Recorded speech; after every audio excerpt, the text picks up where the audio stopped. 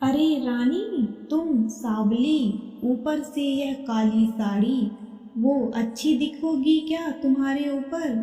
पहले ही तुम्हारे रंग को देखकर लोग ताना मारते हैं। पूरब रानी को बोला। देखो ना पूरब, मैं बोलती तो कहती, सास बोलती रहती है हमेशा। ऐसा लगता है जैसे कौवे को काला टीका लगाया हो। पति और सास का बोलना सुनकर जरा उदास हो गई। वो काली नहीं थी, कृष्ण वर्णी और रानी नाक नक्शे में अच्छी थी, पर पति और सास कलर को लेकर रानी को हमेशा ताना मारते थे। क्या करेगा वो भी, वह गोरा और रानी कृष्ण वर्णीय लोगों का क्या, वो तो नाम रखने में पीएचडी होते हैं। ब्लैक और वाइट जोड़ी बोलते थे दोनों को। पूरब का मन वैसे साफ था, रानी को अगर कोई कलर को लेकर बोलता तो उसे जरा भी अच्छा नहीं लगता था। इसीलिए वह भी थोड़ा बहुत बोल देता था ताकि वह जिद ना करे। लेकिन जब वह बोलता था तो उसे इस बात का पछतावा होता था। उसकी माँ घर में हमेशा कड़वाहट रखती थी। आज भी वैसे ही हुआ। घर में उत्सव के माहौल में सुबह जब सास ने रानी से बात की तो वह थोड़ी घबराई हुई थी। उसका चेहरा भी शांत था। पूरब वास्तव में खुद पर शर्मिंदा था। अपराधी की तरह बैठने के बजाय वह काम के लिए बाहर गया। कई सारी महिलाएं काली साड़ी पहनकर सड़कों पर चल रही थी। सभी ही गोरी थी ऐसा नहीं था, लेकिन उन पर वह काली साड़ी अच्छी लग रही थी। पूरब काम की जगह पर गया। उसका बचपन का दोस्त विकी और उसका पूरा परिवार साथ में था। जान पहचान हुई तभी पीठ के पीछे से विक्की की पत्नी आई। वह भी काली सावली ही थी। काली साड़ी पहनी थी उसने। पीछे से एक आवाज आई, प्रतीक्षा दीदी, अच्छी दिख रही हो आपकी साड़ी भी अच्छी है और आप भी। प्रतीक्षा के चेहरे पर खुशी आई।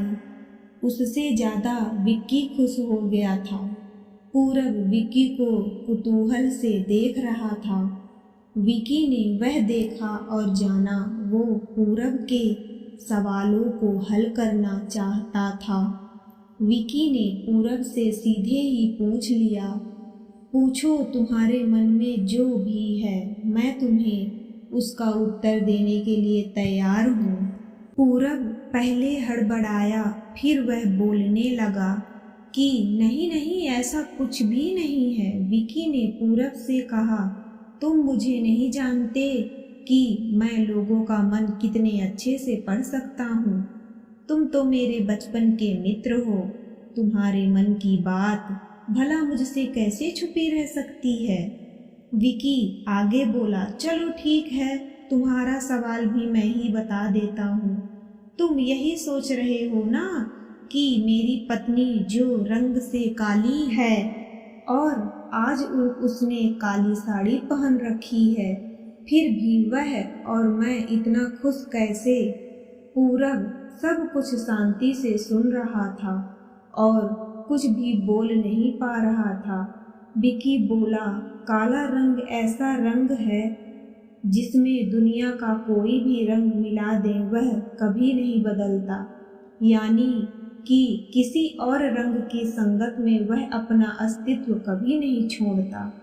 इसी प्रकार प्रतीक्षा भी दिल से एकदम उस कलर के जैसी है, कभी भी रंगीन ना होने वाली लड़की है। वह अपने मर्जी से जिए, यही मुझे लगता है। मैं उसे खुश देखना चाहता हूँ। लोगों का क्या, वह तो बैठे ही हैं बुरा भला बोलने के लिए। गोरी औरत रही तो छिपकली बोलते हैं, काली होती है तो चूहा या कौवा बोलते हैं। क्या क्या नहीं बोलते लोग। ताना मारने वाले मारते रहें, हमें हमेशा खुश रहना चाहिए। वही मैं अब कर रहा हूँ। वो सुबह मुझे बोली, मैं कैसी दिख रही हूँ? अच्छी लग रही हो तुम।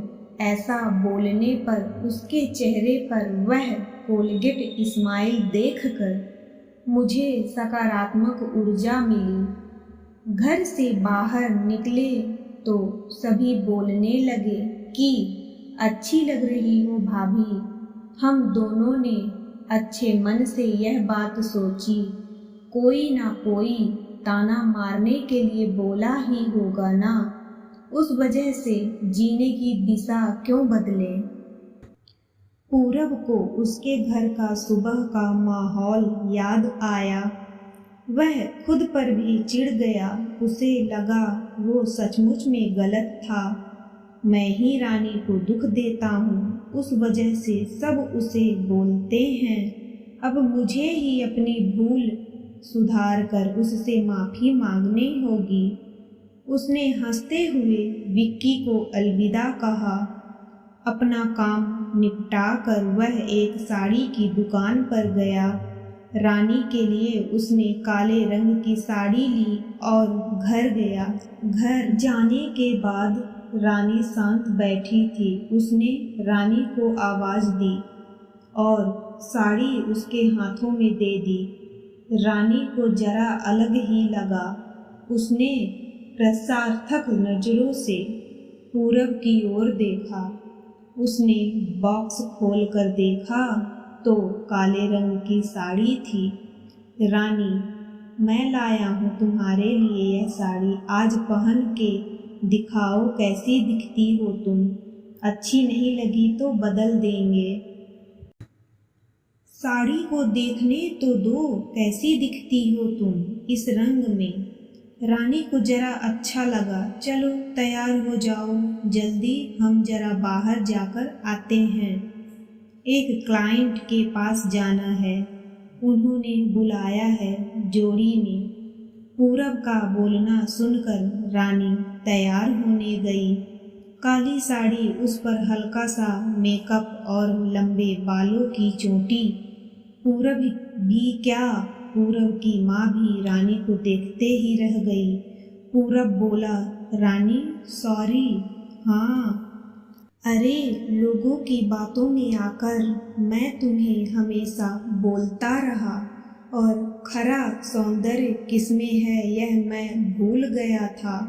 रंग दो ही हैं यह जानकर फिर जीना छोड़ दें क्या, अपनी खुद की पसंद छोड़ दें क्या। तुम्हें काली रंग की साड़ी पहनना बहुत अच्छा लगता था ना, पर मैं हमेशा तुम्हें टोकता रहा। अब मुझे समझ में आया, किसी भी रंग में रंगते वक्त मन साफ हो तो खूबसूरती निखरती है। तुम चाहती हो वैसे ही जियो, मैं कभी भी तुम्हें नहीं बोलूँगा।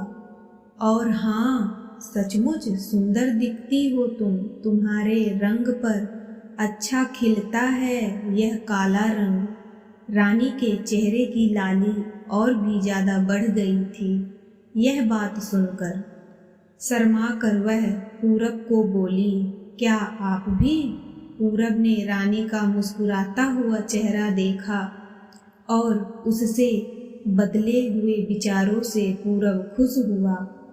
मन ही मन में पूरब ने विक्की को धन्यवाद किया, क्योंकि यह परिवर्तन विक्की के शब्दों द्वारा हुआ था। खूबसूरत दिखने के लिए खूबसूरत दिखना जरूरी नहीं है, बल्कि खूबसूरत सोच होना जरूरी है।